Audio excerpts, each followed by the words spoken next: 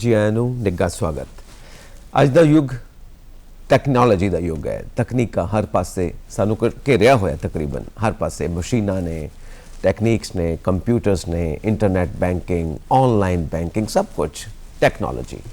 सो ज़रूरी है कि टैक्नोलॉजी के नाल असी भी अपनी जान पहचान पूरी तरह रखीए, नहीं तो कई होर की होंदा कि धोखे हो जाते हैं। कई बार की होंदा कि असी सही तरीके नाल इस्तेमाल नहीं कर सकते हर चीज़ नूं, ते उहदा नुकसान सानू चुकना पैंदा।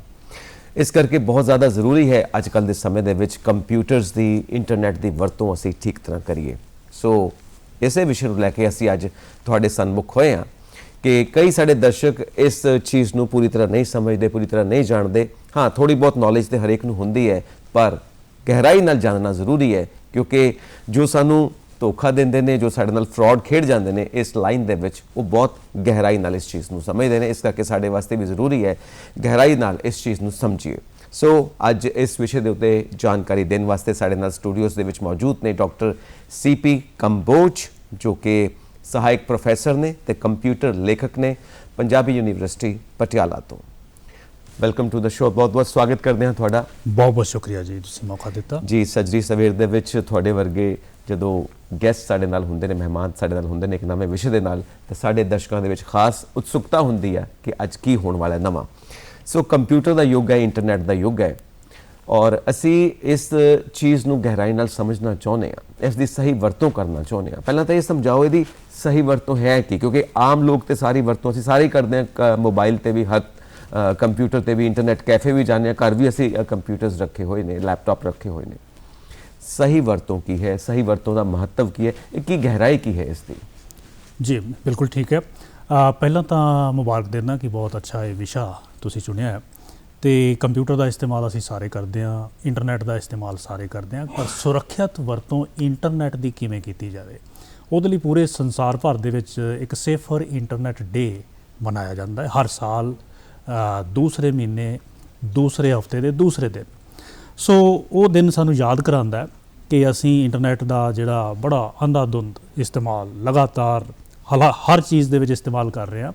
उस इस्तेमाल दे नाल नाल साडी जिहड़ी फर्ज की ने कि असी उहदी सावधानी दे नाल पूरी सिखलाई लैके उहदी वरतों किवें करिए। सो ये मंतव है सेफर इंटरनेट का कि सुरੱਖਿਅਤ इंटरनेट किवें वरतीए। जे सुरੱਖਿਅਤ दे तरीके दे नाल नहीं वरतांगे, मिसाल वजों जे असी गड्डी सड़क के उत्ते चला रहे हैं, जे असी सही तरीके दे नाल नहीं चला रहे, सीट बेल्ट नहीं बनी हुई, रैड लाइट का असी सही इस्तेमाल उहदा नहीं कर रहे, नहीं उहनूं वेख रहे, तो कोई ना कोई हादसा हो जाएगा। उस तरह इंटरनेट के उत्ते जां कंप्यूटर के उत्ते जो असी काम करते हैं, तो सुरੱਖਿਅਤ वरतों करनी उस तरह ही होनी चाहिए जिवें कि सड़क के उत्ते गड्डी चलाउणी। ओके, मतलब नहीं तो एक्सीडेंट हो सकता है। जी बिल्कुल। सो कोई खास ये तवज्जो देने वाली गल होंदी है, क्योंकि हर बंदा तो ट्रेनिंग सेंटर नहीं ना जा सकता, हर बंदा तो जाके सिखलाई नहीं लै सकता। असी एक दूजे तो पुछ के यार ये किद्दां करना है, यार ये किद्दां करना है, इदां असी चलते हैं। तो जिहड़ा दस्सण वाला हुंदा उहनूं भी कोई खास पता नहीं हुंदा, वो भी उन्ना कि नो हाउ थोड़ा बहुत पता है, काम चलाऊ सब नूं पता हुंदा। तो फिर किद्दां इस चीज़ नूं सीखीए असी? ये रुझान बहुत ज़्यादा है कि लोग जिहड़े फेसबुक के उत्ते अकाउंट बनाना हुंदा, खाता बनाना हुंदा, जां ईमेल खोलनी हुंदी, पता नहीं हुंदा। पर दर्शक की करते हैं कि नाल दे कोलों जिवें तुसीं दस्सिया कि मदद लैके खाता तो खोल लेंदे ने, पर उहदियां सावधानियां, उहदियां टर्म कंडीशनस वो पढ़ते नहीं। सो पहलां उहदे बारे जिहड़ा विधिवत तरीके दे नाल सिखलाई लैनी वो बहुत जरूरी है, नहीं तो नुकसान होएगा। ओके, मतलब विधिवत सिखलाई लैनी चाहिए। किस तरह के नुकसान होंदे ने जो आप वरतते हैं? असी अक्सर कहते हैं कि सानू नुकसान हो गया, किस किस तरह के साडे नाल फ्रॉड हो जाते हैं, किस किस तरह के सानू नुकसान होंदे ने? अक्सर आपां देखिया है कि साडे ईमेल दे उत्ते बहुत सारियां मेल जिहड़ियां असीं कह सकते हैं कि जिन्हां लोकां नूं असीं जाणदे भी नहीं, जां जिहड़े विषय नाल साडा कोई लगाव नहीं, कोई लिंक नहीं है, ਉਹੋ ਜਿਹੇ विषय तो ਉਹੋ ਜਿਹੇ लोगों तो ईमेल आ रही ने और धड़ाधड़ ईमेल आ रही ने। उन्होंने ईमेल्स दे विच कुछ एड्रैस, कुछ लिंक छिपे होंदे ने, ਉਹਦੇ ਰਾਹੀਂ भी तुसीं किसी असुरੱਖਿਅਤ ठिकाने के उत्ते, असुरੱਖਿਅਤ वैबसाइट के उत्ते पहुँच सकते हो, तो तुसीं बड़े सौखे तरीके नाल हैकिंग का शिकार हो सकते हो। मतलब जिहड़ी ये साइबर सुरੱਖਿਆ की गल करते हैं, ਇਹਦਾ सीधा संबंध साइबर क्राइम के नाल है, क्योंकि ਜਿਹੜੇ इंटरनेट के उत्ते, कंप्यूटर के उत्ते ਜਿਹੜੇ अपराध ਚੱਲ ਰਹੇ ਨੇ ਉਹਨਾਂ ਨੂੰ ਅਸੀਂ ਸਾਈਬਰ ਕ੍ਰਾਈਮ ਦਾ ਨਾਮ ਦਿੰਦੇ ਹਾਂ। ਸਾਈਬਰ ਕ੍ਰਾਈਮ ਦੇ ਵਿੱਚ ਵਿਅਕਤੀ ਜਿਹੜਾ ਹੈ ਉਹ ਭੌਤਿਕ ਤੌਰ 'ਤੇ, ਫਿਜ਼ੀਕਲ ਤੌਰ 'ਤੇ, ਵਿਅਕਤੀਗਤ ਤੌਰ 'ਤੇ ਤੁਹਾਡੇ ਸਾਹਮਣੇ ਨਹੀਂ ਹੈ, ਉਹ ਪਰਦੇ ਦੇ ਪਿੱਛੇ ਹੈ, ਦੂਰ ਹੈ, ਦੇਸ਼ਾਂ ਵਿਦੇਸ਼ਾਂ ਦੇ ਵਿੱਚ ਕਿਤੇ ਵੀ ਹੋ ਸਕਦਾ ਹੈ। ਸੋ ਇੱਕ ਤਾਂ ਸਾਈਬਰ ਅਪਰਾਧਾਂ ਦੇ ਉੱਤੇ ਜਾਂ ਸੁਰੱਖਿਅਤ ਇੰਟਰਨੈਟ ਦੀ ਵਰਤੋਂ ਕਰਨੀ ਇਸ ਕਰਕੇ ਵੀ ਜ਼ਰੂਰੀ ਹੈ ਕਿਉਂਕਿ ਅਪਰਾਧੀ ਜਿਹੜਾ ਉਹ ਤੁਹਾਡੇ ਸਾਹਮਣੇ ਨਹੀਂ ਹੈ, ਉਹਨੂੰ ਫੜਨਾ ਜਿਹੜਾ ਹੈ, ਉਹਦੇ ਤੱਕ ਪਹੁੰਚਣਾ ਸਰਕਾਰਾਂ ਲਈ ਵੀ ਔਖਾ ਬਣਿਆ ਹੋਇਆ, ਵਿਗਿਆਨੀਆਂ ਲਈ ਵੀ ਔਖਾ ਬਣਿਆ ਹੋਇਆ। ਸੋ ਉਹਦਾ ਤਰੀਕਾ ਇੱਕੋ ਇੱਕ ਇਹੀ ਹੈ ਕਿ ਤੁਸੀਂ ਸੁਰੱਖਿਅਤ ਵਰਤੋਂ ਕਰੋ। ਅਤੇ ਜਿਹੜੇ ਅਪਰਾਧ ਹੁੰਦੇ ਨੇ, ਈਮੇਲ ਦੇ ਰਾਹੀਂ ਅਪਰਾਧ ਹੋ ਰਹੇ ਨੇ, SMS ਕਰਕੇ ਅਪਰਾਧ ਹੋ ਰਹੇ ਨੇ, ਤੁਹਾਨੂੰ ਜਿਹੜੇ WhatsApp ਦੇ ਉੱਤੇ ਲਿੰਕ ਭੇਜ ਕੇ ਅਪਰਾਧ ਹੋ ਰਹੇ ਨੇ, ਤੁਹਾਡੇ ਬੈਂਕਾਂ ਦੇ ਵਿੱਚ ਬਹੁਤ ਸਾਰੀ ਜਿਹੜੀ ਤੁਹਾਡੀ ਮਿਹਨਤ ਦੀ ਕਮਾਈ ਜਿਹੜੀ ਤੁਸੀਂ ਜਮ੍ਹਾਂ ਕੀਤੀ ਹੈ ਉਹ ਮਿੰਟਾਂ ਸਕਿੰਟਾਂ ਦੇ ਵਿੱਚ ਤੁਹਾਡਾ ਖਾਤਾ ਜਿਹੜਾ ਉਹ ਖਾਲੀ ਕਰ ਸਕਦੇ ਨੇ ਜਿਹੜੇ ਸਾਈਬਰ ਅਪਰਾਧੀ ਨੇ। ਔਰ ATM ਮਸ਼ੀਨ ਦੇ ਉੱਤੇ ਜਿੱਥੇ ਤੁਸੀਂ ਜਾ ਰਹੇ ਹੋ ਉੱਥੋਂ ਪੈਸੇ ਕਢਾ ਰਹੇ ਹੋ ਤਾਂ ਪੈਸੇ ਕਢਾਉਣ ਲੱਗਿਆਂ ਉਹਦਾ ਤੁਹਾਡਾ ATM ਦਾ ਗਲਤ ਇਸਤੇਮਾਲ ਹੋ ਸਕਦਾ ਹੈ। ਹੋਰ ਬਹੁਤ ਸਾਰੀਆਂ ਐਸੀਆਂ ਥਾਵਾਂ ਨੇ ਇੰਟਰਨੈਟ ਦੇ ਉੱਤੇ ਬੈਂਕਿੰਗ ਕਰਨ ਜਾ ਰਹੇ ਨੇ ਲੋਕ, ਤਾਂ ਇੰਟਰਨੈਟ ਦੇ ਉੱਤੇ ਇਹ ਨਹੀਂ ਦੇਖਦੇ ਕਿ ਵੈਬਸਾਈਟ ਬੈਂਕ ਦੀ ਸਹੀ ਬੈਂਕ ਦੀ ਵੈਬਸਾਈਟ ਹੈ ਕਿ ਗਲਤ ਦੀ ਹੈ। ਸੋ ਇਹ ਸਾਰੀਆਂ ਚੀਜ਼ਾਂ ਦੇ ਬਾਰੇ ਸਾਨੂੰ ਅਵੇਅਰਨੈਸ ਹੋਣੀ, ਜਾਗਰੂਕਤਾ ਹੋਣੀ ਜਿਹੜੀ ਹੈ ਬਹੁਤ ਜ਼ਰੂਰੀ ਹੈ। ਓਕੇ, ਮਤਲਬ ਇਹ ਹੈ ਕਿ ਸਾਨੂੰ ਬਹੁਤ ਕੁਝ ਇੱਦਾਂ ਦਾ ਜਾਣਨਾ ਪਏਗਾ ਜਿਹਦੇ ਬਾਰੇ ਅਸੀਂ ਪਰਵਾਹ ਨਹੀਂ ਕਰਦੇ, ਜਿਹਦੇ ਬਾਰੇ ਅਸੀਂ ਕੋਈ ਵੀ ਧਿਆਨ ਨਹੀਂ ਦਿੰਦੇ ਜੀ। ਸੋ ਇਹ ਤੁਸੀਂ ਫਰਾਡ ਦੱਸੇ ਨੇ, ਈਮੇਲ ਦੇ ਤੁਸੀਂ ਫਰਾਡ ਦੱਸੇ ਨੇ, ਮੈਸੇਜ ਦੇ, ਹੋਰ ਵੀ ਕਿਸ ਤਰ੍ਹਾਂ ਦੇ ਫਰਾਡ ਹੁੰਦੇ ਨੇ? ਕਿਉਂਕਿ ਕੋਈ ਬਲੈਕਮੇਲਿੰਗ, ਜਿੱਦਾਂ ਤੁਸੀਂ ਸੋਸ਼ਲ ਮੀਡੀਆ ਦੀ ਗੱਲ ਕੀਤੀ ਹੈ, ਫੇਸਬੁੱਕ ਦੀ ਗੱਲ ਕੀਤੀ ਹੈ, ਕੋਈ ਬਲੈਕਮੇਲਿੰਗ, ਕੋਈ ਇਸ ਤਰ੍ਹਾਂ ਦੀ ਗੱਲ ਵੀ ਹੋ ਸਕਦੀ ਹੈ ਸਾਡੇ ਨਾਲ? ਜੀ, ਦੋ ਚੀਜ਼ਾਂ ਜਿਹੜੀਆਂ ਜ਼ਿਆਦਾ ਪ੍ਰਚਲਿਤ ਨੇ, ਇੱਕ ਨੂੰ ਅਸੀਂ ਕਹਿੰਦੇ ਹਾਂ ਹੈਕਿੰਗ ਔਰ ਦੂਸਰਾ ਹੁੰਦਾ ਹੈ ਰੈਨਸਮਵੇਅਰ। ਹੈਕਿੰਗ ਦਾ ਮਤਲਬ ਹੈ ਕਿ ਬੰਦਾ ਦੂਰ ਬੈਠਾ ਹੈ ਔਰ ਤੁਹਾਡੇ ਕੰਪਿਊਟਰ ਦੇ ਉੱਤੇ ਉਸਨੇ ਹਮਲਾ ਕਰਕੇ, ਅਟੈਕ ਕਰਕੇ ਅਤੇ ਤੁਹਾਡੇ ਕੰਪਿਊਟਰ ਦੀ ਸਾਰੀ ਸਮੱਗਰੀ ਨੂੰ ਆਪਣੇ ਕਬਜ਼ੇ ਵਿੱਚ ਕਰ ਲਿਆ। ਕਬਜ਼ੇ ਵਿੱਚ ਕਰਕੇ ਉਸ ਨੂੰ ਡਿਲੀਟ ਕਰਤਾ, ਉਸ ਨੂੰ ਨਸ਼ਟ ਕਰਤਾ, ਤੁਹਾਡਾ ਨੁਕਸਾਨ ਕਰ ਦਿੱਤਾ। ਤੋ ਇਹ ਤਾਂ ਹੈਕਿੰਗ ਹੋ ਗਈ ਕਿ ਤੁਸੀਂ ਜਿਹੜੇ ਨੇ, ਤੁਹਾਡਾ ਜਿਹੜਾ ਕੰਪਿਊਟਰ ਹੈ ਉਹ ਹਾਈਜੈਕ ਹੋ ਗਿਆ ਕਿ ਉਹ ਹੁਣ ਤੁਹਾਡੇ ਇਸ਼ਾਰਿਆਂ 'ਤੇ ਨਹੀਂ ਚੱਲ ਰਿਹਾ, ਮਾਲਕ ਦੇ ਇਸ਼ਾਰੇ 'ਤੇ ਨਹੀਂ ਚੱਲ ਰਿਹਾ, ਕੋਈ ਬਾਹਰੋਂ ਬੰਦਾ ਉਦੋਂ ਕੰਟਰੋਲ ਕਰ ਰਿਹਾ। ਦੂਸਰਾ ਜਿਹੜਾ ਹੈ ਰੈਨਸਮਵੇਅਰ ਦਾ ਮਤਲਬ ਹੈ ਕਿ ਫਰੌਤੀ, ਕਿ ਅਸੀਂ ਆਪਣਾ ਕੰਪਿਊਟਰ, ਆਪਣਾ ਕੰਮ ਇਮਾਨਦਾਰੀ ਨਾਲ ਕਰ ਰਹੇ ਹਾਂ, ਪਰ ਕੋਈ ਬੰਦੇ ਨੇ ਹੈਕਿੰਗ ਕੀਤੀ ਤੁਹਾਡੇ ਕੰਪਿਊਟਰ ਦੀ, ਡਾਟਾ ਜਿਹੜਾ ਹੈ ਆਪਣੇ ਕੰਟਰੋਲ ਵਿੱਚ ਕਰ ਲਿਆ, ਕਾਬੂ ਦੇ ਵਿੱਚ ਕਰ ਲਿਆ, ਅਤੇ ਉਹਦੇ ਬਦਲੇ ਮੈਸੇਜ ਛੱਡ ਦਿੱਤਾ ਕਿ ਜੇ ਇਹ ਡਾਟਾ ਲੈਣਾ ਹੈ ਤਾਂ ਇੰਨੇ ਪੈਸੇ ਮੇਰੇ ਅਕਾਊਂਟ ਦੇ ਵਿੱਚ ਪਾਉਣੇ ਪੈਣਗੇ, ਫਰੌਤੀ ਮੰਗੇਗਾ, ਯਾਨੀ ਕਿ ਰੈਨਸਮ ਮੰਗੇਗਾ। ਸੋ ਰੈਨਸਮਵੇਅਰ ਦਾ ਦੌਰ ਜਿਹੜਾ ਹੈ ਬੜਾ ਪੁਰਾਣਾ ਹੈ, ਪਰ ਕਰੋਨਾ ਕਾਲ ਤੋਂ ਬਾਅਦ ਬਹੁਤ ਜ਼ਿਆਦਾ ਇਹ ਹਾਦਸੇ ਵਾਪਰੇ ਨੇ। ਸੋ ਰੈਨਸਮਵੇਅਰ ਹੈ, ਫਰੌਤੀ ਮੰਗਣ ਵਾਲਾ ਹੈ, ਸਾਈਬਰ ਕ੍ਰਾਈਮ ਹੈ, ਔਰ ਇਸੇ ਤਰ੍ਹਾਂ ਸਾਡੇ ਕੋਲ ਵਾਇਰਸ ਬਹੁਤ ਵੱਡੀ ਤਾਦਾਦ ਦੇ ਵਿੱਚ ਫੈਲਾਏ ਜਾ ਰਹੇ ਨੇ। ਅਸੀਂ ਅਕਸਰ ਪੈਨ ਡਰਾਈਵ ਪਕੜ ਕੇ ਡਾਟਾ ਇੱਧਰ ਉੱਧਰ ਲੈ ਕੇ ਜਾਂਦੇ ਹਾਂ। ਪੈਨ ਡਰਾਈਵ ਬਹੁਤ ਵੱਡਾ ਹਥਿਆਰ ਹੈ ਵਾਇਰਸ ਨੂੰ ਫੈਲਾਉਣ ਦਾ। ਸੋ ਅੱਗੇ ਜਾ ਕੇ ਆਪਾਂ ਗੱਲ ਕਰਾਂਗੇ ਕਿ ਵਾਇਰਸ ਨੂੰ ਇਹਦੇ ਤੋਂ ਬਚਣਾ ਕਿਵੇਂ ਹੈ ਅਤੇ ਹੋਰ ਅਪਰਾਧ ਕਿਹੜੇ ਨੇ। ਸੋ ਸਾਡੀ ਪਰਸਨਲ ਲਾਈਫ ਇਹ ਤਾਂ ਹੋ ਗਈ ਨਾ ਕਿ ਉਹਨਾਂ ਨੇ ਪੈਸੇ ਵੈਸੇ ਮੰਗੇ, ਔਰ ਸਾਡੀ ਜਿਹੜੀ ਪ੍ਰੋਫੈਸ਼ਨਲ ਲਾਈਫ ਹੈ, ਸਾਡੀ ਸੋਸ਼ਲ ਲਾਈਫ ਦੇ ਉੱਤੇ ਉਹਨਾਂ ਨੇ ਅਟੈਕ ਕੀਤਾ ਹੈ। ਸਾਡੀ ਇੱਕ ਪਰਸਨਲ ਲਾਈਫ ਹੈ, ਜ਼ਾਤੀ ਜ਼ਿੰਦਗੀ ਹੈ, ਉਹਦੇ ਵਿੱਚ ਕਿਸ ਤਰ੍ਹਾਂ ਦੀ ਖਲਬਲੀ ਮਚ ਸਕਦੀ ਹੈ, ਕਿਸ ਤਰ੍ਹਾਂ ਦਾ ਉਹਦੇ ਉੱਤੇ ਪ੍ਰਭਾਵ ਪੈ ਸਕਦਾ ਹੈ ਇਹਨਾਂ ਸਾਰੇ ਫਰਾਡਸ ਕਰਕੇ ਜਿਹੜੀਆਂ ਠੱਗੀਆਂ ਚੱਲਦੀਆਂ ਨੇ? ਬਿਲਕੁਲ ਜੀ, ਸਾਡੀ ਜਿਹੜੀ ਨਿੱਜੀ ਜ਼ਿੰਦਗੀ ਹੈ, ਜਦੋਂ ਦਾ ਅਸੀਂ ਇੰਟਰਨੈਟ ਦੇ ਨਾਲ ਜੁੜੇ ਹਾਂ ਤਾਂ ਸਾਡਾ ਜਿਹੜਾ ਲੁਕਾਅ ਹੈ, ਸਾਡਾ ਜਿਹੜੀ ਸੀਕਰੇਸੀ ਹੈ ਉਹ ਖਤਮ ਹੋ ਗਈ ਹੈ। ਉਹ ਪੂਰੀ ਤਰ੍ਹਾਂ ਸਾਡੀ ਜਿਹੜੀ ਵਿਅਕਤੀਗਤ ਜਿਹੜੀ ਆਪਣੀ ਪ੍ਰਾਈਵੇਸੀ ਹੈ ਉਹ ਛਲਣੀ ਹੋ ਚੁੱਕੀ ਹੈ, ਕਿਉਂਕਿ ਇੰਟਰਨੈਟ ਦੇ ਉੱਤੇ ਜਦੋਂ ਅਸੀਂ ਭਾਵੇਂ ਜਿੰਨੀ ਮਰਜ਼ੀ ਸੁਰੱਖਿਅਤ ਕਿਸੇ ਵੈਬਸਾਈਟ 'ਤੇ ਬੈਠੇ ਹਾਂ, ਥੋੜ੍ਹੀ ਜਿਹੀ ਵੀ ਗਲਤੀ ਕਰ ਲਈ ਤਾਂ ਸਾਡਾ ਜਿਹੜਾ ਡਾਟਾ ਹੈ ਉਹ ਉਸ ਵਿਅਕਤੀ ਤੱਕ ਪਹੁੰਚ ਸਕਦਾ ਹੈ ਜਿਹੜਾ ਵਿਅਕਤੀ ਉਹਦਾ ਗਲਤ ਇਸਤੇਮਾਲ ਕਰ ਸਕਦਾ ਹੈ। ਮਿਸਾਲ ਵਜੋਂ ਲੜਕੀਆਂ ਨੂੰ ਖਾਸ ਤੌਰ 'ਤੇ ਮੈਂ ਇਹ ਕਹਿੰਦਾ ਕਿ ਜਦੋਂ ਫੇਸਬੁੱਕ ਦੇ ਉੱਤੇ ਆਪਣਾ ਅਕਾਊਂਟ ਬਣਾਉਣਾ ਹੈ, ਆਪਣੀ ਪ੍ਰੋਫਾਈਲ ਬਣਾਉਣੀ ਹੈ, ਤਾਂ ਉਸ ਟਾਈਮ ਉਹਦੇ ਉੱਤੇ ਸੁਰੱਖਿਅਤ ਦੇ ਕੁਝ ਸੂਤਰ ਨੇ, ਕੁਝ ਟਿਪਸ ਫੇਸਬੁੱਕ ਨੇ ਆਪ ਦਿੱਤੇ ਹੋਏ ਨੇ, ਪਰ ਸਾਨੂੰ ਪੜ੍ਹਨੇ ਨਹੀਂ ਆਉਂਦੇ, ਸਾਨੂੰ ਉਹਦੇ ਪ੍ਰਾਈਵੇਸੀ ਦੀ ਸੈਟਿੰਗ ਨਹੀਂ ਲਗਾਉਣੀ ਆਉਂਦੀ। ਤਾਂ ਕੀ ਹੁੰਦਾ ਹੈ ਕਿ ਕਈ ਲੋਕ ਉੱਥੋਂ ਤੁਹਾਡੀ ਫੋਟੋ ਲੈ ਕੇ, ਉਹਦੇ ਚਿਹਰਾ ਲੈ ਕੇ ਉਹਦੇ ਉੱਤੇ ਕਿਸੇ ਹੋਰ ਦੀ ਫੋਟੋ ਲਗਾ ਕੇ ਜਿਹੜੇ ਹੈ ਉਹਨੂੰ ਇਸਤੇਮਾਲ ਕਰਦੇ ਨੇ, ਔਰ ਉਹਦੇ ਬਦਲੇ ਫਿਰ ਫਰੌਤੀ ਮੰਗੀ ਜਾਂਦੀ ਹੈ। ਸੋ ਇਸ ਤਰ੍ਹਾਂ ਦੀ ਬਲੈਕਮੇਲਿੰਗ ਕਰਨ ਦੀਆਂ ਘਟਨਾਵਾਂ ਵੀ ਬਹੁਤ ਜ਼ਿਆਦਾ ਵਾਪਰ ਰਹੀਆਂ ਨੇ। ਸੋ ਇਸ ਤਰ੍ਹਾਂ ਦਾ ਇੱਕ ਪਰਸਨਲ ਅਟੈਕ ਹੈ ਕਿ ਤੁਹਾਡੀ ਨਿੱਜੀ ਜ਼ਿੰਦਗੀ ਖਤਮ ਹੋ ਜਾਂਦੀ ਹੈ। ਲੜਕੀਆਂ ਬਹੁਤ ਸਾਰੀਆਂ ਉਹਨਾਂ ਦੇ ਜ਼ਿੰਦਗੀ ਬਰਬਾਦ ਹੋ ਜਾਂਦੀ ਹੈ। ਇਸ ਕਰਕੇ ਥੋੜ੍ਹਾ ਜਿਹਾ ਸੰਜੀਦਾ ਨਾਲ, ਲੜਕੀਆਂ ਨੂੰ ਜ਼ਿਆਦਾ ਸੰਜੀਦਾ ਹੋਣ ਦੀ ਲੋੜ ਹੈ ਕਿ ਫੇਸਬੁੱਕ ਦੇ ਉੱਤੇ ਜਾਂ ਸੋਸ਼ਲ ਮੀਡੀਆ ਦੇ ਉੱਤੇ ਕਿਹੜੀ ਚੀਜ਼ ਪਾਉਣੀ ਹੈ, ਕਿਹੜੀ ਨਹੀਂ ਪਾਉਣੀ ਹੈ। ਸੋ ਇਹ ਸਾਰੇ ਹੋ ਗਏ ਬੁਰੇ ਪ੍ਰਭਾਵ, ਔਰ ਮੈਂ ਆਪਣੇ ਦਰਸ਼ਕਾਂ ਨਾਲ ਇਹ ਗੱਲ ਸਾਂਝੀ ਕਰਨਾ ਚਾਹਾਂਗਾ ਕਿ ਇਹ ਬੁਰੇ ਪ੍ਰਭਾਵ ਤਾਂ ਹੀ ਪੈਂਦੇ ਨੇ ਜੇ ਤੁਹਾਡੀ ਸੋਸ਼ਲ ਲਾਈਫ ਹੈ, ਸਮਾਜਿਕ ਜੀਵਨ ਹੈ, ਤੁਹਾਡਾ ਬਿਜ਼ਨਸ ਹੈ ਜਾਂ ਤੁਹਾਡੀ ਜ਼ਾਤੀ ਜ਼ਿੰਦਗੀ ਹੈ, ਇਹ ਬੁਰੇ ਪ੍ਰਭਾਵ ਤਾਂ ਪੈਂਦੇ ਨੇ ਕਿਉਂਕਿ ਤੁਹਾਨੂੰ ਪਤਾ ਨਹੀਂ ਹੈ ਕਿ ਇਹਦਾ ਇਸਤੇਮਾਲ ਕਿਵੇਂ ਕਰਨਾ ਹੈ, ਔਰ ਉਸੇ ਕਮਜ਼ੋਰੀ ਦਾ ਉਹ ਫਾਇਦਾ ਉਠਾਉਂਦੇ ਨੇ ਜਿਹੜੇ ਮੁਜਰਿਮ ਨੇ, ਜੁਰਮ ਕਰਨ ਵਾਲੇ ਨੇ, ਜਰਾਇਮ ਪੇਸ਼ਾ ਨੇ, ਔਰ ਤੁਹਾਨੂੰ ਆਪਣੇ ਚੱਕਰ 'ਚ ਪਾ ਕੇ ਕਦੀ ਪੈਸੇ ਮੰਗਦੇ ਨੇ, ਕਦੀ ਤੁਹਾਡੀ ਜਿਹੜੀ ਸਾਖ ਬਣੀ ਹੋਈ ਹੈ, ਇਮੇਜ ਬਣੀ ਹੋਈ ਹੈ, ਤੁਹਾਡੀ ਇੱਜ਼ਤ ਦੇ ਉੱਤੇ ਵੀ ਉਹਨਾਂ ਦਾ ਸੱਟ ਮਾਰਨ ਦਾ ਇਰਾਦਾ ਹੁੰਦਾ ਹੈ। ਸੋ ਇਸ ਕਰਕੇ ਹੁੰਦਾ ਕਿਉਂਕਿ ਅਸੀਂ ਸਭ ਇਹਦੇ ਬਾਰੇ ਜਾਣਦੇ ਨਹੀਂ ਹਾਂ। ਸੋ ਇਹ ਤਾਂ ਹੋ ਗਏ ਬੁਰੇ ਪ੍ਰਭਾਵ। ਹੁਣ ਆਪਾਂ ਆਉਂਦੇ ਹਾਂ ਚੰਗੇ ਪ੍ਰਭਾਵਾਂ ਤੇ ਕਿ ਅਸੀਂ ਬਚਣਾ ਕਿਵੇਂ ਹੈ ਇਹਨਾਂ ਲੋਕਾਂ ਕੋਲੋਂ। ਤਾਂ ਸਭ ਤੋਂ ਪਹਿਲਾਂ ਅਸੀਂ ਸ਼ੁਰੂ ਕਰਾਂਗੇ ਜਿਹੜੀ ਸਭ ਤੋਂ ਕਾਮਨ ਚੀਜ਼ ਹੈ, ਈਮੇਲਸ ਆਉਂਦੀਆਂ ਨੇ ਸਾਡੇ ਕੋਲ। ਮੇਲ ਖੋਲੀ ਹੋਈ ਹੈ, ਹਰ ਇੱਕ ਨੂੰ ਚਿੱਠੀਆਂ ਆਉਂਦੀਆਂ ਨੇ, ਈਮੇਲਸ ਆਉਂਦੀਆਂ ਰਹਿੰਦੀਆਂ ਨੇ। ਉੱਥੋਂ ਆਪਾਂ ਸ਼ੁਰੂਆਤ ਕਰਦੇ ਹਾਂ। ਈਮੇਲਸ ਦੀ ਵਰਤੋਂ ਕਿੱਦਾਂ ਕਰਨੀ ਹੈ ਔਰ ਕਿੱਦਾਂ ਸਾਵਧਾਨ ਰਹਿਣਾ ਹੈ, ਕਿੱਦਾਂ ਦੀਆਂ ਈਮੇਲਸ ਆਉਂਦੀਆਂ ਨੇ ਸਾਨੂੰ। ਜੀ, ਪਹਿਲੀ ਗੱਲ ਤਾਂ ਕਿ ਬੇਸ਼ੁਮਾਰ ਇਹਦੇ ਇੰਟਰਨੈਟ ਦੇ ਫਾਇਦੇ ਨੇ। ਇੱਕ ਫਾਇਦਾ ਸਾਨੂੰ ਸਾਰਿਆਂ ਨੂੰ ਪਤਾ ਹੈ, ਅਸੀਂ ਉਹ ਫਾਇਦੇ ਲੈਣ ਦੇ ਚੱਕਰਾਂ ਦੇ ਵਿੱਚ ਜਾਣਕਾਰੀ ਨਾ ਹੋਣ ਕਰਕੇ ਨੁਕਸਾਨ ਕਰਾ ਬੈਠਦੇ ਹਾਂ, ਜਿਹਦੇ ਕਰਕੇ ਅੱਜ ਆਪਾਂ ਇਹ ਗੱਲ ਕਰ ਰਹੇ ਹਾਂ। ਤੁਸੀਂ ਗੱਲ ਕੀਤੀ ਹੈ ਈਮੇਲ ਦੀ। ਈਮੇਲ ਜਿਵੇਂ ਹੀ ਕੋਈ ਵਿਅਕਤੀ ਜਿਹੜਾ ਗਲਤ ਮਨਸ਼ਾ ਦੇ ਨਾਲ ਤੁਹਾਨੂੰ ਈਮੇਲ ਭੇਜ ਰਿਹਾ ਹੈ ਤਾਂ ਉਹਦੀ ਇੱਕ ਪੱਕੀ ਨਿਸ਼ਾਨੀ ਹੈ ਕਿ ਉਹਦਾ ਵਿਸ਼ਾ ਕੋਈ ਇਸ ਤਰ੍ਹਾਂ ਦਾ ਊਟ ਪਟਾਂਗ ਹੋਏਗਾ, ਤੁਹਾਡੇ ਨਾਲ ਕੋਈ ਸੰਬੰਧ ਨਹੀਂ ਹੋਏਗਾ, ਜਾਂ ਉਹਦਾ ਸੋਰਸ ਜਿਹੜਾ ਹੈ ਉਹ ਗਲਤ ਹੋਏਗਾ। ਤਾਂ ਉਹਦੇ ਲਈ ਇੱਕੋ ਇੱਕ ਜਿਹੜਾ ਹੈ ਉਹ ਸੂਤਰ ਇਹ ਹੈ ਕਿ ਉਸ ਈਮੇਲ ਨੂੰ ਖੋਲ੍ਹਣਾ ਨਹੀਂ। ਜੇ ਖੋਲ੍ਹ ਵੀ ਲੈਂਦੇ ਹੋ ਤਾਂ ਉਹਦੇ ਵਿੱਚ ਜਿਹੜਾ ਲਿੰਕ ਹੈ ਉਹਦੇ ਉੱਤੇ ਕਲਿੱਕ ਜਿਹੜਾ ਹੈ ਉਹ ਗਲਤੀ ਨਾਲ ਵੀ ਨਹੀਂ ਕਰਨਾ। ਅਜਿਹਾ ਕਰਨ ਦੇ ਨਾਲ ਕੀ ਹੋਏਗਾ ਕਿ ਤੁਸੀਂ ਅਸੁਰੱਖਿਅਤ ਵੈਬਸਾਈਟ 'ਤੇ ਜਾਓਗੇ ਜਿੱਥੇ ਤੁਹਾਡਾ ਡਾਟਾ ਹੈ, ਤੁਹਾਡੀ ਪਰਸਨਲ ਇਨਫੋਰਮੇਸ਼ਨ ਹੈ, ਉਹ ਸਾਰੀ ਹੈਕ ਹੋ ਸਕਦੀ ਹੈ।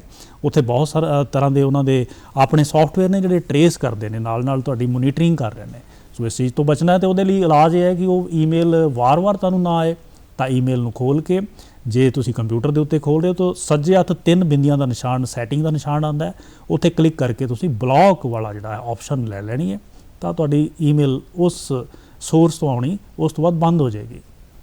ਤੇ ਇਹ ਪਤਾ ਕਿਵੇਂ ਲੱਗੇਗਾ ਕਿ ਜਿਹੜੀ ਵੈਬਸਾਈਟ ਹੈ ਉਹ ਸੁਰੱਖਿਅਤ ਹੈ ਜਾਂ ਸੁਰੱਖਿਅਤ ਨਹੀਂ ਹੈ? ਕਿੱਦਾਂ ਪਤਾ ਲੱਗੇਗਾ ਸਾਨੂੰ? ਆਮ ਬੰਦੇ ਨੂੰ ਤਾਂ ਨਹੀਂ ਪਤਾ ਲੱਗ ਸਕਦਾ। ਜੀ, ਬੜਾ ਸੋਹਣਾ ਸਵਾਲ ਤੁਸੀਂ ਕੀਤਾ ਹੈ।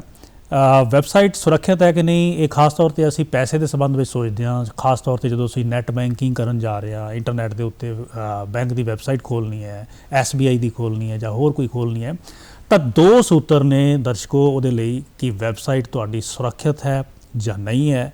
ਜਦੋਂ ਤੁਸੀਂ ਵੈਬਸਾਈਟ ਖੋਲੋਗੇ ਤਾਂ ਵੈਬਸਾਈਟ ਦੇ ਉੱਤੇ HTTP ਇਹ ਸ਼ਬਦ ਅੰਗਰੇਜ਼ੀ ਦੇ ਲਿਖੇ ਹੁੰਦੇ ਨੇ।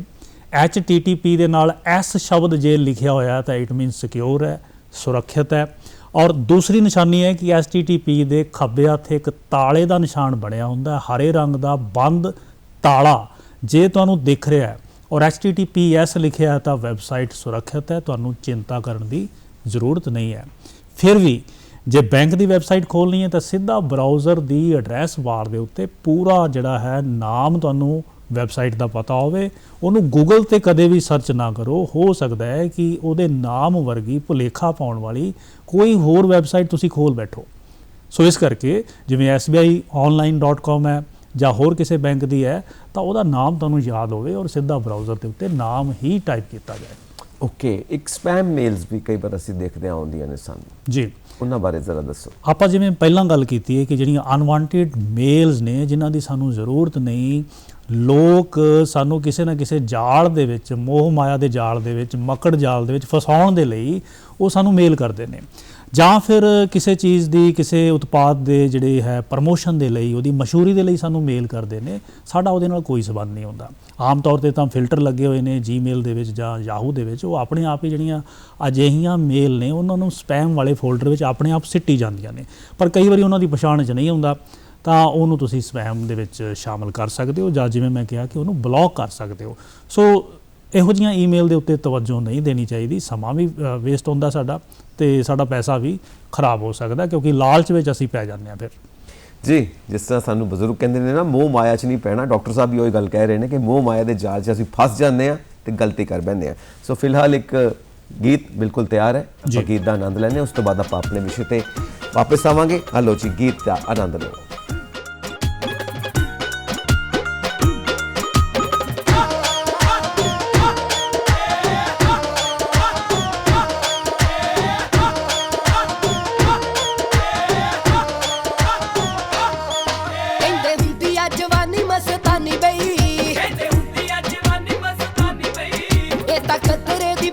ਨਿਸ਼ਾਨੀ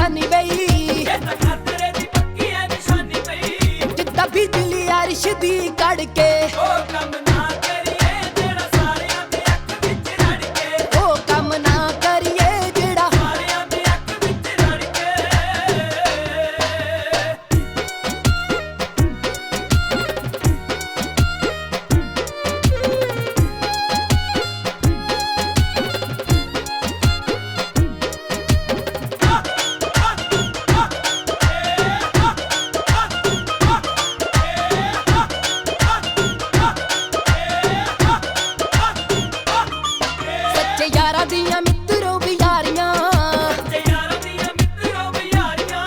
सदा रखी दियां जान तो प्यारियां सिर दे के नभाइए बां छड्डिए ना एक बारी फड़ के ओ काम ना करिए जेड़ा सारियां दे अख विच रड़ के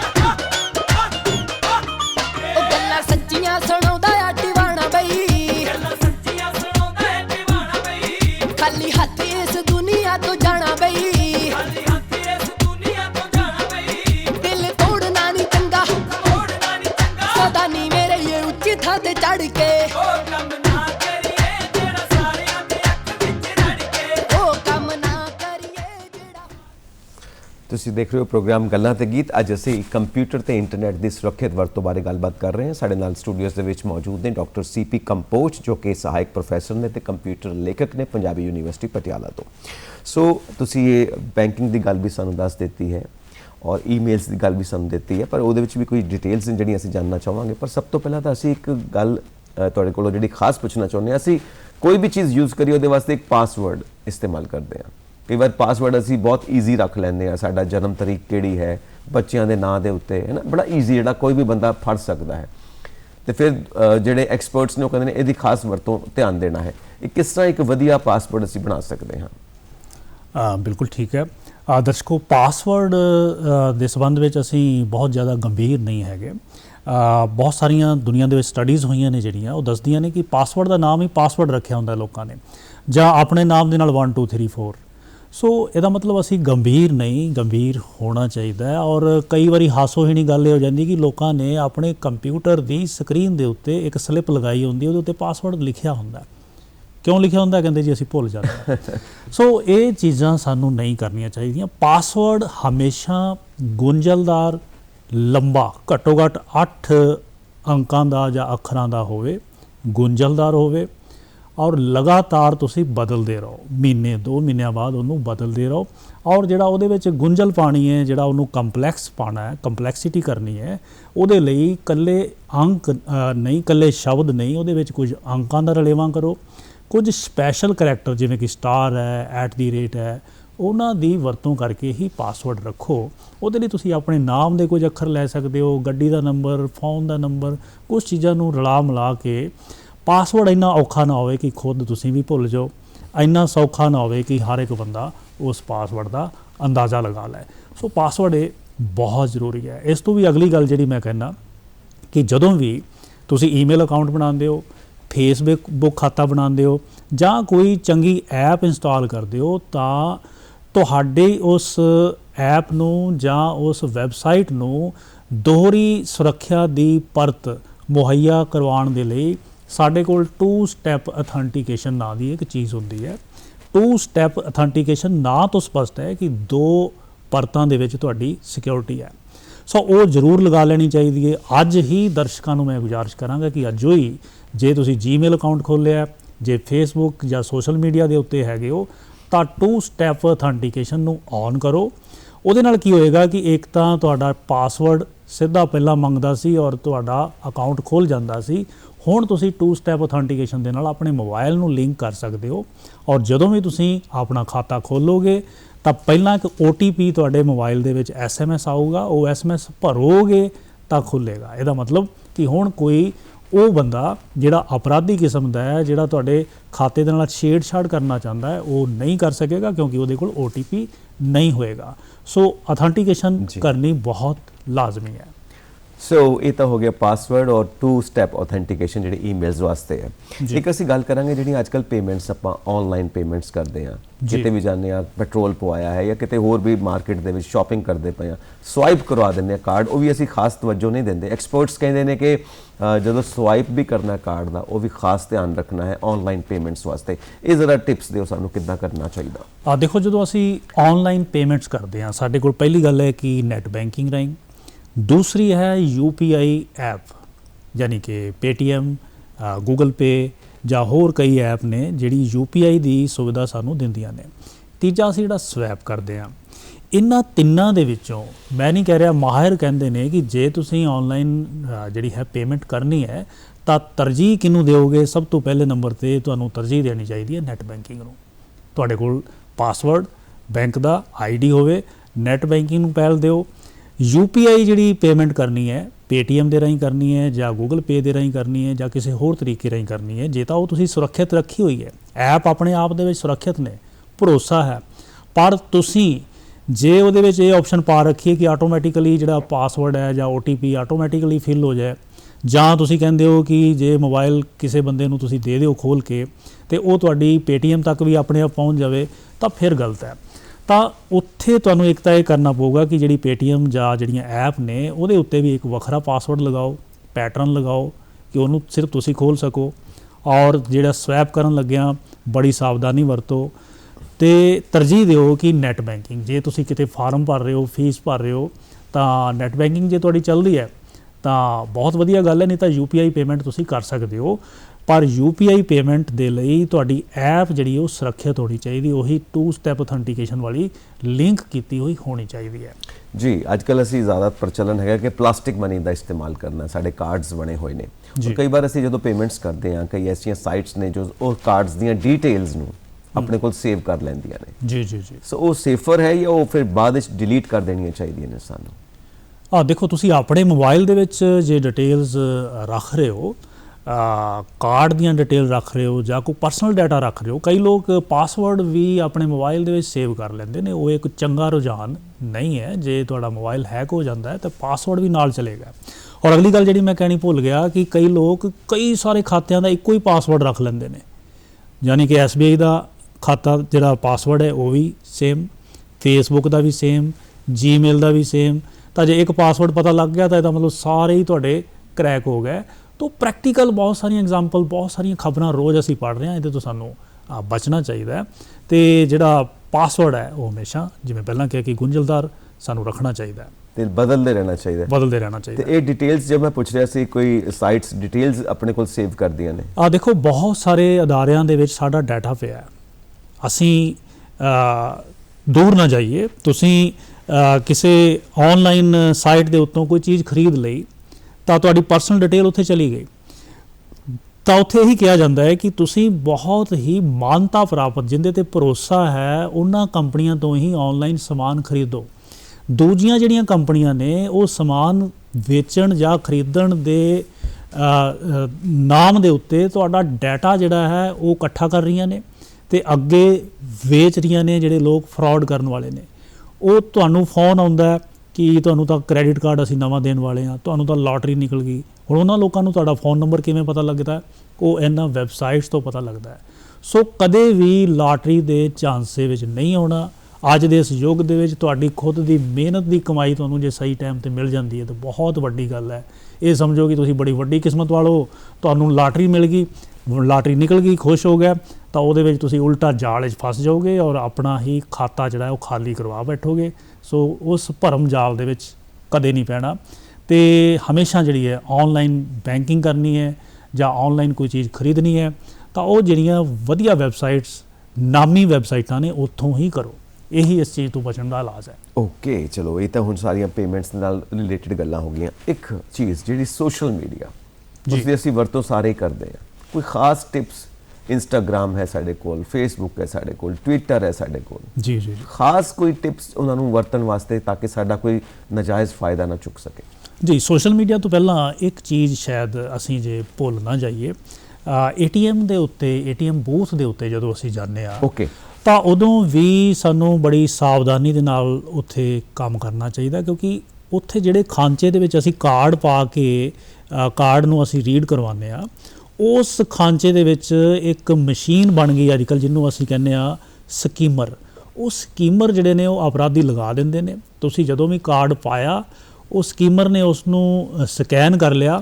ਸਕਰੀਨ ਤੇ ਦੇਖ ਰਹੇ ਹਾਂ ਆਪਾਂ। ਜੀ ਹਾਂ, ਇਹ ਸਕੀਮਰ ਦੀ ਫੋਟੋ ਤੁਸੀਂ ਦੇਖ ਰਹੇ ਹੋ। ਇਹ ਸਕੀਮਰ ਗ੍ਰੀਨ ਰੰਗ ਦਾ, ਹਰੇ ਰੰਗ ਦਾ ਜਿਹੜਾ ਹੈ, ਇਹ ਪਾਇਆ ਜਾਂਦਾ ਹੈ ਤੇ ਆਮ ਤੌਰ ਤੇ ਪਤਾ ਨਹੀਂ ਲੱਗਦਾ। ਸੋ ਉਹਦੀ ਨਿਸ਼ਾਨੀ ਇਹ ਹੈ ਕਿ ਉੱਥੇ ਖਾਂਚੇ ਨੂੰ ਥੋੜ੍ਹਾ ਹਿਲਾ ਕੇ ਦੇਖ ਲਓ ਕਿ ਕੋਈ ਚੀਜ਼ ਬਾਹਰ ਨਿਕਲ ਰਹੀ ਹੈ। ਵੈਸੇ ਆਮ ਤੌਰ ਤੇ ਇਹ ਕਰਨਾ ਸਾਡੇ ਲਈ ਸੰਭਵ ਨਹੀਂ ਹੈ ਹਰ ਥਾਂ ਤੇ, ਪਰ ਜਿਹੜੇ ਉਹ ATM ਬੂਥ ਨੇ ਜਿਹੜੇ ਸੁਰੱਖਿਅਤ ਨਹੀਂ, ਦੂਰ ਦਰੇਡੇ ਨੇ, ਉੱਥੇ ਜ਼ਰੂਰ ਸਾਵਧਾਨੀ ਵਰਤੋ। ਜਿਹੜੇ ਸ਼ਹਿਰ ਦੇ ਵਿੱਚ ਨੇ ਜਿੱਥੇ ਪਬਲਿਕ ਆਉਂਦੀ ਜਾਂਦੀ ਹੈ, ਉੱਥੇ ਤਾਂ ਇੱਦਾਂ ਦੀ ਘਟਨਾ ਬਹੁਤ ਘੱਟ ਵਾਪਰਦੀ ਹੈ ਜਾਂ ਵਾਪਰਨ ਦੇ ਜਿਹੜੇ ਚਾਂਸਿਸ ਨਹੀਂ ਨੇ। ਗੱਲ ਤੁਸੀਂ ਸੋਸ਼ਲ ਮੀਡੀਆ ਦੀ ਕੀਤੀ ਸੀ।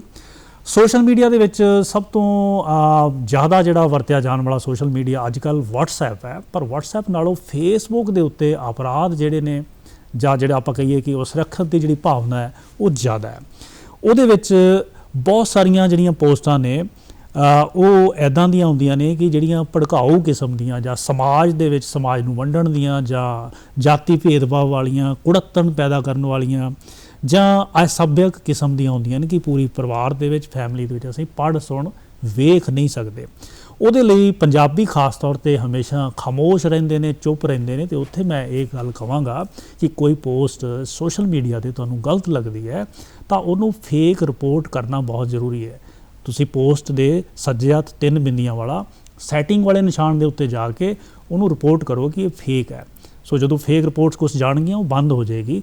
ਸੋਸ਼ਲ ਮੀਡੀਆ ਦੇ ਉੱਤੇ ਅਕਾਊਂਟ ਜਦੋਂ ਤੁਸੀਂ ਬਣਾਉਣਾ ਹੈ ਤਾਂ ਪਾਸਵਰਡ ਦਾ ਧਿਆਨ ਰੱਖ ਲਿਆ। ਦੂਸਰੀ ਗੱਲ ਇਹ ਹੈ ਕਿ ਸੋਸ਼ਲ ਮੀਡੀਆ ਦੇ ਉੱਤੇ ਕਿਹੜੀਆਂ ਚੀਜ਼ਾਂ ਤੁਸੀਂ ਪਬਲਿਕ ਨੂੰ ਵਿਖਾਉਣਾ ਚਾਹੁੰਦੇ ਹੋ, ਕਿਹੜੀਆਂ ਲੁਕੋ ਕੇ ਰੱਖਣੀਆਂ ਨੇ, ਕਿਹੜੀਆਂ ਸਿਰਫ ਆਪਣੇ ਫਰੈਂਡਸ ਨੂੰ ਦਿਖਾਉਣੀਆਂ ਨੇ, ਉਹਦੇ ਲਈ ਸੈਟਿੰਗ ਕਰਨੀ ਬਹੁਤ ਜ਼ਰੂਰੀ ਹੈ। ਸੋ ਉਹ ਫੇਸਬੁੱਕ ਦੀ ਸੈਟਿੰਗ ਦੇ ਵਿੱਚ ਜਾ ਕੇ, ਜਾਂ ਜਿਹੜਾ ਵੀ ਸੋਸ਼ਲ ਮੀਡੀਆ ਤੁਸੀਂ ਇੰਸਟਾਗ੍ਰਾਮ ਵਰਤ ਰਹੇ ਹੋ, ਤੁਸੀਂ ਕੋਈ ਵੀ ਹੋਰ ਵਰਤ ਰਹੇ ਹੋ, ਉਹਦੀ ਸੈਟਿੰਗਸ ਦੇ ਵਿੱਚ ਜਾ ਕੇ ਤੁਸੀਂ ਆਪਣੀ ਪ੍ਰੋਫਾਈਲ ਨੂੰ ਪਬਲਿਕ ਕਰਨਾ ਹੈ, ਤੁਸੀਂ ਉਹਨੂੰ ਪਰਸਨਲ ਰੱਖਣਾ ਹੈ, ਜਾਂ ਫਰੈਂਡਸ ਨੂੰ ਦਿਖਾਉਣਾ ਹੈ, ਜਾਂ ਫਰੈਂਡਸ ਆਫ ਫਰੈਂਡਸ, ਮਿੱਤਰਾਂ ਦੇ ਅਗਾਂਹ ਜਿਹੜੇ ਮਿੱਤਰ ਨੇ ਉਹਨਾਂ ਨੂੰ ਦਿਖਾਉਣਾ ਹੈ। ਸੋ ਇਹ ਚੀਜ਼ਾਂ ਸਾਰੀਆਂ ਸੈੱਟ ਕਰਨੀਆਂ ਬਹੁਤ ਜ਼ਰੂਰੀ ਨੇ। ਪਰ ਅਸੀਂ ਕੀ ਕਰਦੇ ਹਾਂ ਕਿ ਫੇਸਬੁੱਕ ਅਕਾਊਂਟ ਕਿਸੇ ਤੋਂ ਹੈਲਪ ਲੈ ਕੇ, ਮਦਦ ਲੈ ਕੇ ਬਣਵਾ ਲਿਆ ਤੇ ਉਸ ਤੋਂ ਬਾਅਦ ਉਹਨੂੰ ਵਰਤੀ ਜਾ ਰਹੇ ਹਾਂ। ਸਾਨੂੰ ਖੁਦ ਨਹੀਂ ਪਤਾ ਕਿ ਅਸੀਂ ਉਹਦੇ ਵਿੱਚ ਕੀ ਔਨ ਕਰ ਰੱਖਿਆ, ਕੀ ਆਫ ਕਰ ਰੱਖਿਆ। ਸੋ ਇਹ ਚੀਜ਼ਾਂ ਦਾ ਧਿਆਨ ਰੱਖਣਾ ਬਹੁਤ ਜ਼ਰੂਰੀ ਹੈ। ਓਕੇ, ਚਲੋ ਇਹ ਸਾਰੀਆਂ ਗੱਲਾਂ ਹੋ ਗਈਆਂ ਜਿਹੜੀਆਂ ਕਾਫੀ ਟੈਕਨੀਕਲ ਨੇ। ਔਰ ਇੱਕ ਚੀਜ਼ ਮੈਂ ਹੋਰ ਵੀ ਐਡ ਕਰਾਂਗਾ, ਜਿਹੜਾ ATM ਦੇ ਕਈ ਲੋਕ ਕੀ ਕਰਦੇ ਨੇ, ਆਪਣੇ ਜਿਹੜਾ ATM ਕਾਰਡ ਹੈ ਨਾ ਉਹਦੇ ਉੱਤੇ ਪਾਸਵਰਡ ਲਿਖ ਲੈਂਦੇ ਨੇ। ਕਈ ਇੱਦਾਂ ਦੀ ਵੀ ਗਲਤੀ ਕਰਦੇ ਨਹੀਂ, ਇਹ ਤਾਂ ਬਹੁਤ ਚੰਗੀ ਗੱਲ ਹੈ। ਜਿਹੜੇ ਲੋਕਾਂ ਨੇ ਕੰਮ ਕਰਨਾ ਹੈ ਤੁਹਾਡਾ, ਉਹਨਾਂ ਨੂੰ ਫਾਇਦਾ ਕਰ ਰਹੇ ਹੋ ਤੁਸੀਂ। ਉਹ ਕਦੇ ਵੀ ਉੱਪਰ ਨਹੀਂ ਲਿਖਣਾ ਚਾਹੀਦਾ। ਉਸ ਨੂੰ ਕਿਤੇ ਅਲੱਗ ਕਾਗਜ਼ ਤੇ ਰੱਖੋ ਜਾਂ ਇੱਕ ਡਾਇਰੀ ਲਗਾ ਲਓ ਘਰ ਦੇ ਵਿੱਚ, ਔਰ ਪਾਸਵਰਡ ਸਾਰੇ ਲਿਖ ਲਓ। ਉਹਨੂੰ ਇੱਕ ਕੋਡਿੰਗ ਭਾਸ਼ਾ 'ਚ ਲਿਖ ਸਕਦੇ ਹੋ ਵੀ ਡਾਇਰੀ ਕਿਸੇ ਦੇ ਹੱਥੇ ਵੀ ਆ ਜਾਵੇ ਤਾਂ ਵੀ ਉਸ ਨੂੰ ਪਤਾ ਨਾ ਲੱਗੇ। ਨਹੀਂ ਤਾਂ ਘੱਟੋ ਘੱਟ ਇੰਨਾ ਕਰੋ ਕਿ ਉਹਨੂੰ ਹਾਰਡ ਕਾਪੀ ਤੇ ਹੋਵੇ, ਉਹ ਤੁਹਾਡੇ ਕੰਪਿਊਟਰ ਦੇ ਵਿੱਚ ਜਾਂ ਮੋਬਾਈਲ 'ਚ ਨਾ ਹੋਵੇ। ਬਿਲਕੁਲ ਠੀਕ ਗੱਲ ਹੈ। ਔਰ ਕਈ ਵਾਰ ਤੁਸੀਂ ਇਹ ਵੀ ਦੇਖੋ ਕਿ ATM ਜਦੋਂ ਤੁਸੀਂ ਕਰ ਰਹੇ ਹੋ ਉੱਥੇ ਪੈਸੇ ਕਢਵਾਉਣ ਵਾਸਤੇ ਇਸਤੇਮਾਲ, ਤਾਂ ਕੋਈ ਹੋਰ ਨਾਲ ਕਈ ਵਾਰ ਲੋਕ ਇੱਦਾਂ ਕਰਕੇ ਨਾ ਤੁਹਾਡਾ ਦੇਖ ਲੈਂਦੇ ਨੇ, ਪਾਸਵਰਡ ਦੇਖ ਲੈਂਦੇ ਨੇ, ਜਾਂ ਪੈਸੇ ਨਹੀਂ ਨਿਕਲਦੇ ਤਾਂ ਨਾਲ ਬੰਦਾ ਖੜਾ ਹੁੰਦਾ ਕਹਿੰਦਾ ਜੀ ਮੈਨੂੰ ਦਿਓ ਜੀ ਮੈਂ ਕਢਾਉਣਾ। ਉਹ ਤੁਹਾਡਾ ATM ਕਾਰਡ ਆਪਣੀ ਜੇਬ ਵਿੱਚ ਪਾ ਲੈਂਦਾ, ਆਪਣਾ ਸਵੈਪ ਕਰਕੇ ਤੁਹਾਨੂੰ ਫੜਾ ਦਿੰਦਾ, ਤੁਸੀਂ ਨਿਕਲ ਜਾਂਦੇ ਹੋ। ਸੋ ਉਹ ਬਹੁਤ ਸਾਰੇ ਤਰੀਕੇ ਨੇ, ਉਹਨਾਂ ਕੋਲ ਬਹੁਤ ਤਰੀਕੇ ਨੇ, ਪਰ ਸਾਨੂੰ ਥੋੜ੍ਹੀ ਡਰਨ ਦੀ ਲੋੜ ਨਹੀਂ ਹੈ, ਸਾਵਧਾਨੀ ਵਰਤਣ ਦੀ ਲੋੜ ਹੈ, ਥੋੜ੍ਹਾ ਸਤਰਕ ਹੋਣ ਦੀ ਲੋੜ ਹੈ, ਸਮਾਰਟ ਹੋਣ ਦੀ ਲੋੜ ਹੈ। ਤੁਸੀਂ ਇਹਦੇ ਸਵਾਈਪ ਦਾ ਗੱਲ ਕੀਤੀ ਹੈ। ਜਦੋਂ ਆਪਾਂ ਸਵਾਈਪ ਕਰਦੇ ਹਾਂ, ਕਿਤੇ ਪੈਟਰੋਲ ਪਵਾਇਆ ਸਵਾਈਪ ਹੋਇਆ, ਔਰ ਕਿਤੇ ਸ਼ਾਪਿੰਗ ਮਾਲ ਤੇ ਸਵਾਈਪ ਹੋਇਆ, ਕੋਈ ਖਾਸ ਚੀਜ਼ ਉੱਤੇ ਧਿਆਨ ਰੱਖਣੀ ਹੈ ਜਾਂ ਨਾਰਮਲ ਪ੍ਰੋਸੀਜਰ ਹੈ? ਨਹੀਂ, ਸਵਾਈਪ ਮਸ਼ੀਨ ਜਿਹੜੀ ਹੈ ਉਹ ਵੈਸੇ ਤਾਂ ਸੇਫ ਹੈ, ਪਰ ਜਿਹੜੇ ਮਾਲ ਦੇ ਉੱਤੇ ਜਾਂ ਜਿੱਥੇ ਅਸੀਂ ਸਵਾਈਪ ਕਰ ਰਹੇ ਹਾਂ ਉਹਦੀ ਮਨਸ਼ਾ ਦੇ ਉੱਤੇ ਡਿਪੈਂਡ ਕਰਦਾ ਹੈ। ਤੁਸੀਂ ਉੱਥੇ ਉਹ ਜ਼ਰੂਰ ਦੇਖੋ ਕਿ ਸਵਾਈਪ ਕਰਨ ਤੋਂ ਬਾਅਦ ਜਿਹੜਾ ਬਿੱਲ ਆ ਰਿਹਾ ਹੈ ਉਹ ਅਮਾਊਂਟ ਓਨਾ ਹੀ ਹੈ ਜਿੰਨਾ ਤੁਸੀਂ ਕੱਟਿਆ ਗਿਆ ਸੀਗਾ। ਕਈ ਵਾਰੀ ਪੈਟਰੋਲ ਪੰਪ ਦੇ ਉੱਤੇ ਤੁਸੀਂ 500 ਰੁਪਏ ਦਾ ਪੈਟਰੋਲ ਪਵਾਇਆ ਤਾਂ ਤੁਸੀਂ ਉਹਨੇ ਸਵਾਇਪ ਦੇ ਵਿੱਚ ਫੀਡ ਕਰ ਦਿੱਤਾ 1000, ਤੁਸੀਂ ਉਹ ਸਲਿੱਪ ਤੱਕ ਨਹੀਂ ਦੇਖਦੇ, ਘਰੇ ਆ ਕੇ ਦੇਖਿਆ ਜੀ ਪੈਟਰੋਲ ਦਾ 500 ਦਾ ਪਵਾਇਆ ਸੀ ਤਾਂ 1000 ਰੁਪਇਆ ਕੱਟਿਆ ਗਿਆ। ਸੋ ਕੁਝ ਚੀਜ਼ਾਂ ਸਾਨੂੰ ਦੇਖਣੀਆਂ ਪੈਣਗੀਆਂ। ਹਰ ਚੀਜ਼ ਦੇ ਉੱਤੇ ਸਵਾਲੀਆ ਚਿੰਨ੍ਹ ਵੀ ਨਹੀਂ ਲਗਾ ਸਕਦੇ ਕਿ ਸਭ ਕੁਝ ਗਲਤ ਹੈ।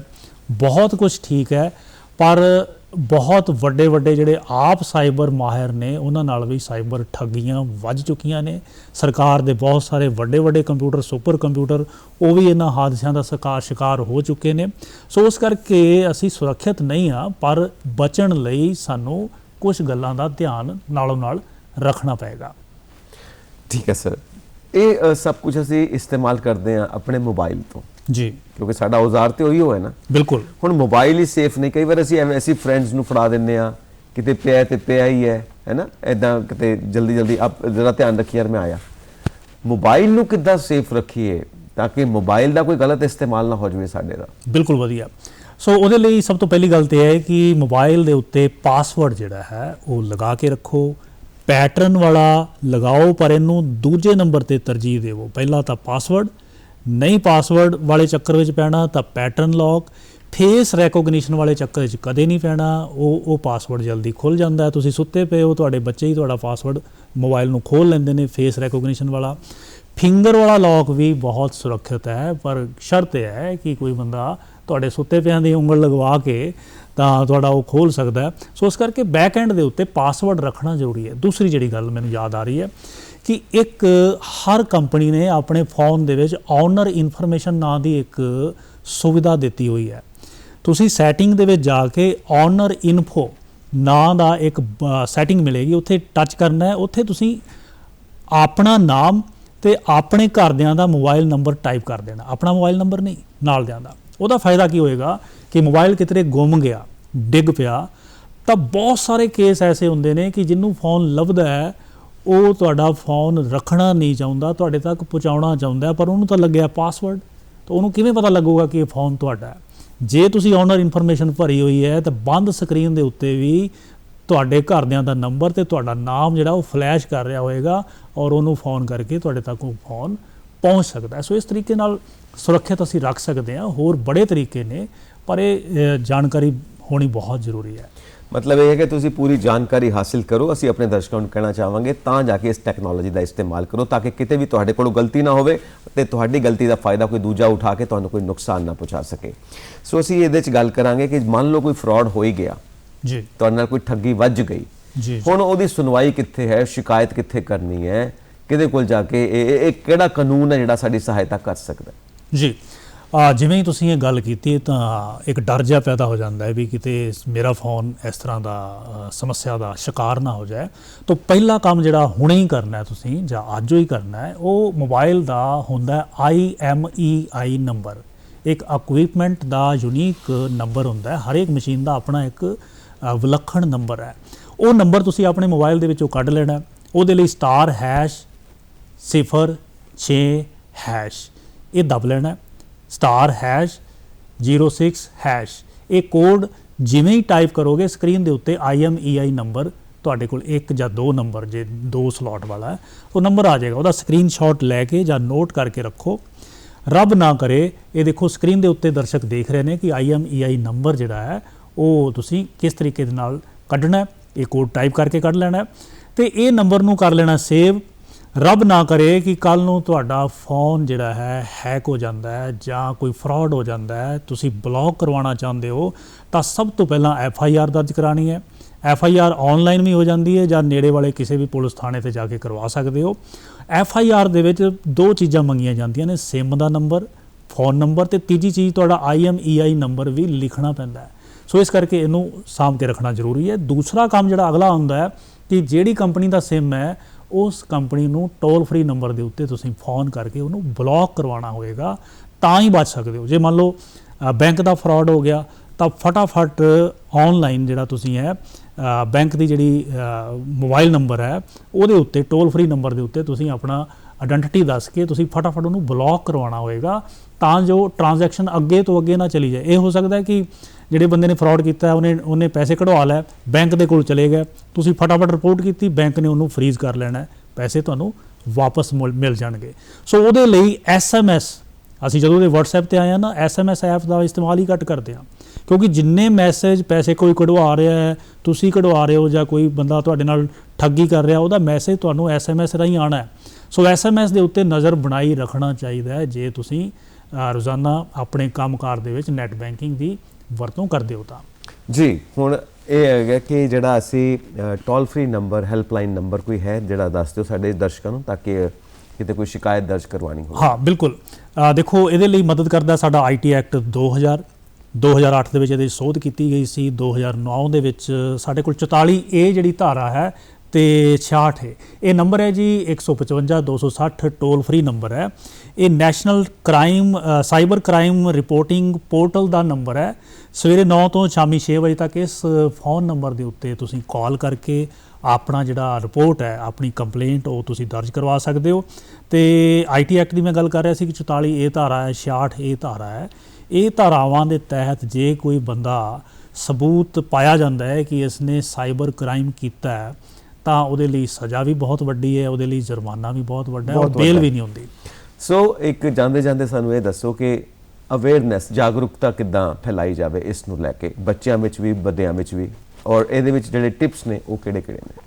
ਜੀ, ਪਹਿਲੀ ਗੱਲ ਤਾਂ ਇਹ ਹੈ ਕਿ ਜਿਹੜੇ ਸਾਡੇ ਬੱਚੇ ਨੇ ਜਾਂ ਬਜ਼ੁਰਗ ਨੇ ਜਿਨ੍ਹਾਂ ਨੂੰ ਇਸ ਚੀਜ਼ ਦੀ ਲੋੜ ਨਹੀਂ, ਜਿਹਨੂੰ ਅਸੀਂ ਉਂਗਲ ਫੜ ਕੇ ਨਾਲ ਤੋਰਨਾ ਹੈ, ਜੇ ਉਹਨਾਂ ਬੱਚਿਆਂ ਨੂੰ ਤੁਸੀਂ ਫੋਨ ਫੜਾਉਣਾ ਹੈ ਤਾਂ ਤੁਹਾਡੇ ਜਿਹੜਾ ਪੇਰੈਂਟਸ ਦੇ ਮਾਪਿਆਂ ਦੇ ਫੋਨ ਦੇ ਵਿੱਚ ਇੱਕ ਐਪ ਹੁੰਦੀ ਹੈ ਪੇਰੈਂਟਲ ਕੰਟਰੋਲ, ਉਹ ਐਪ ਹੋਣੀ ਚਾਹੀਦੀ ਹੈ।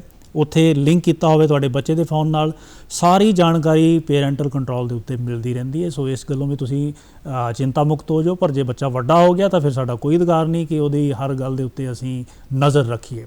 ਸੋ ਅਗਲੀ ਗੱਲ ਇਹ ਹੈ ਕਿ ਅਸੀਂ ਆਪਣੇ ਸਮਾਜ ਨੂੰ ਜਾਗਰੂਕ ਕਰੀਏ। ਉਹਦੇ ਲਈ ਸਰਕਾਰਾਂ ਕੰਮ ਕਰਨ, ਯੂਨੀਵਰਸਿਟੀਆਂ ਕਰਨ, ਵੱਖਰੇ ਵੱਖਰੇ ਅਦਾਰੇ ਕਰਨ।